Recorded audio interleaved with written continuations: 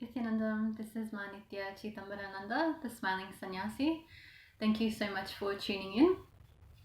So I've been sharing this past week or so videos on the importance of having a living guru, and I just wanted to make another video along the same theme, discussing a story, actually, not discussing, but rather sharing a story, which Swamiji has also recently shared in a satsang that we were watching. And I think it's a really pertinent and important story to, share with everyone, because it really emphasizes how a guru can guide us, especially when we feel that we've achieved something spiritually, or we may feel kind of comfortable in that achievement. So my beloved guru, His Divine Holiness Bhagwan Sri Nithyananda Paramashivam, has shared a lot about the great enlightened being Paramahamsa Ramakrishna. So Ramakrishna was a Bengali priest who had a really deep, intense connection with the goddess Kali.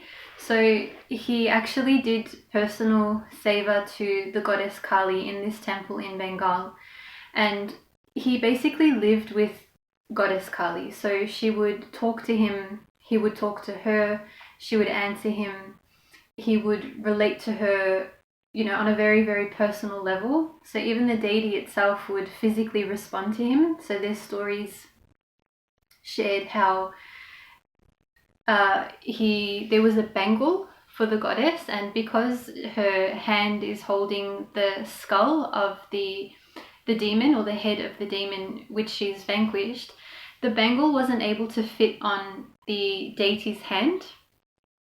But when Ramakrishna simply asked Kali to let go of the head of that demon so he could put the bangle on, she responded to him. And then to everyone's surprise, they were asking, how were you able to fit the bangle on her hand when she's holding the head? It's not able to fit. The bangle is too small and the head is too big. And he casually said, oh, I just asked her and she removed it for a moment so that I could place the bangle on her hand. So that's how deeply intense his connection was with the goddess. So it wasn't until Ramakrishna met his guru, Totapuri, that he was actually pushed into going beyond Kali's form. So he was so in love with Kali, he wasn't able to unclutch or even fathom the idea that there's something beyond her form. There's something greater than her form that is waiting for him to experience. So when he met his guru, Totapuri, he was the one who gave him basically the courage to go beyond Kali's form. And the story goes that Kali appeared to Ramakrishna and she gave him a knife. And she basically told him that Ramakrishna would have to cut through her form. And he was, alarmed and not at all happy with the idea. It was almost impossible for him to imagine that he could cut through his beloved's form. She was everything to him. But nevertheless, he had the courage and he was able to cut through Ma Kali's form. And when he did that, that's when he became a Paramahamsa. That's when he became a fully self-realized being. So I think it's a beautiful story which emphasizes how a living guru, how a master is there for us at the right time to help us push through every aspect of our journey. So we have our highs and lows when we're on the path of seeking, and it's often when we get comfortable and we feel like we've accomplished something spiritually, or we become quite comfortable in our the zone that we're in. And perhaps we can't even acknowledge or see that there's anything to go beyond because we feel so accomplished. So the living master, the living guru, is able to guide us exactly where we're at. So personally for us, he's able or she's able to see what is required for us to take the ultimate jump into the complete unknown and achieve that which we're seeking for. So there's also one more story of the great enlightened being Papaji. So Papaji is also someone who had intense visions of actually Krishna. So when Papaji was at a certain point in his seeking, Krishna appeared to him.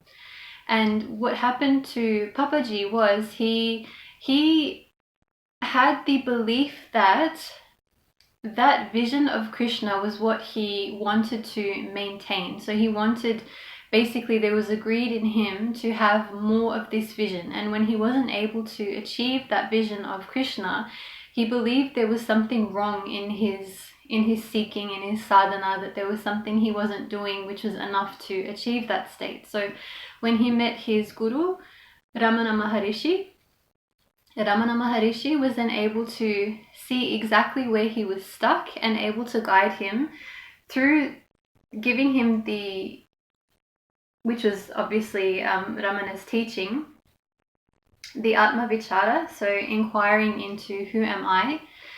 When he gave him this energy, whatever it was that he needed to go further into his seeking, that's when Papaji also achieved his state of self-realization.